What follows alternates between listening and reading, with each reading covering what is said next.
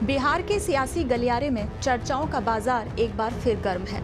दरअसल ललन सिंह के इस्तीफे की बात के बाद एक बार फिर कयास लगने लगे हैं कि नीतीश कुमार एनडीए के साथ जा सकते हैं। राजनीति के माहिर खिलाड़ी रहे नीतीश के लिए इस बार की परिस्थितियों का अंदाजा लगाना शायद मुश्किल होगा। इसी बीच नीतीश कुमार के लिए अभी की चुनौती ये है कि पार्टी में मचे बवंडर को वो कैसे शांत करें। एक तरफ 29 दिसंबर को उन्होंने पार्टी की राष्ट्रीय कार्यकारिणी और राष्ट्रीय परिषद की बैठक बुला ली है, तो वहीं दूसरी तरफ जेडीयू के राष्ट्रीय अध्यक्ष राजीव रंजन उर्फ ललन सिंह को बदलने की चर्चा है। लोकसभा चुनाव से चंद महीने पहले अगर नीतीश कुमार को पार्टी अध्यक्ष को बदलने की जरूरत महसूस हुई है तो इसके पीछे गंभीर बात ही हो सकती है। दूसरी चुनौती ये है कि अपनी पार्टी की स्थिति को मजबूत करने के साथ साथ उन्हें एकजुट कैसे रखें। नीतीश कुमार किसी समय सबसे भरोसेमंद रहे आरसीपी सिंह को इसलिए पार्टी से निकाला गया क्योंकि उनकी नजदीकियां बीजेपी से बढ़ गई थी। बात इतनी बड़ी कि बिहार में गठबंधन बदल गया और अब चर्चा ये है कि जेडीयू के वर्तमान अध्यक्ष ललन सिंह आरजेडी के करीब हो गए हैं।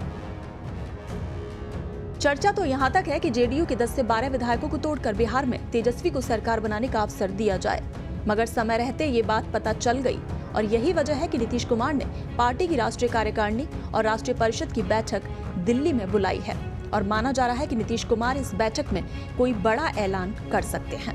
वहीं नीतीश कुमार के पास इन स्थितियों में जो ऑप्शन है उनकी अगर हम बात करें तो पहला ऑप्शन ये है कि नीतीश कुमार कांग्रेस से खुलकर बात करेंगे।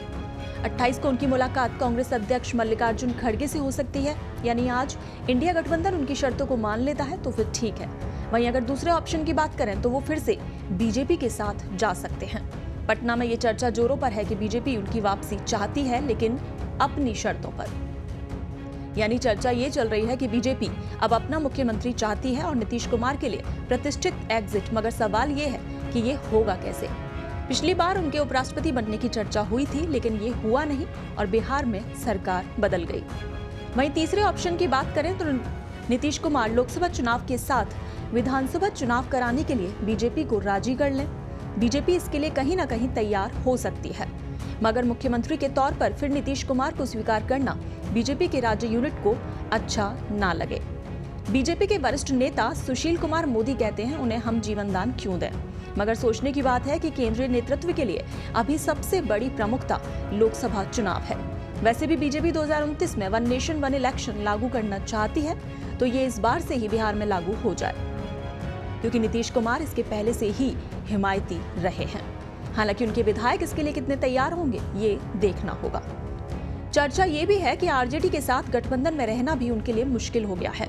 तभी तो कभी जेडीयू में रहे और अब राष्ट्रीय लोक जनता दल अध्यक्ष उपेंद्र कुशवाहा कहते हैं कि आरजेडी में जाना आत्मघाती कदम था। उनके बीजेपी में आने को लेकर मैं पैरवी भी कर दूंगा, क्योंकि वर्तमान में जो स्थिति है उसमें सबसे ज्यादा जो परेशानी है वो है तेजस्वी यादव को सत्ता सौंपने का दबाव, और अब तो पार्टी में टूट की सुगबुगाहट ने तो उनकी परेशानी को और बढ़ा दिया होगा। तो ऐसे में पार्टी को इंटैक्ट रखना और उनके लिए अभी की सबसे बड़ी चुनौती बनी हुई है।